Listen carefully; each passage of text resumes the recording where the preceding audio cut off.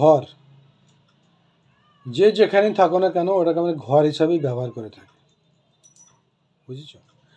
তো ঘর থেকে সাধারণ মানুষ কাজে যায়, কিন্তু কাজে গিয়ে যে কাজের জায়গাটা, সেইখানে 6 ঘন্টা 8 ঘন্টা যে কাজের সঙ্গে ব্যস্ত, সেই কাজ সারার পরে যখন সে ঘরে ফেরার মুহূর্ত আসে না, সেই লাস্ট টাইমে তার মাথার মধ্যে একটা জিনিস চিন্তা আসে কি, না চলো আমাকে ঘরে যেতে হবে, ঘরে কেউ আমার জন্য ওয়েট করছে।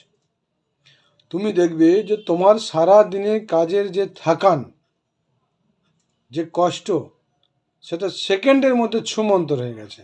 কারণ ঘরে যাওয়ার সঙ্গে একটা খুশি আছে, সেই খুশিটা কিন্তু তুমি কিন্তু কাজের জায়গায় পাবে না। কাজের জায়গায় খুশি আছে না বলবো না, ও খুশিটা আলাদা, আর ঘরের খুশি হচ্ছে আলাদা। যদি না কেউ বুঝতে পারো, দেখবে মেহসুস করে যে ঘরের খুশি আলাদা আর কাজের খুশি হচ্ছে আলাদা।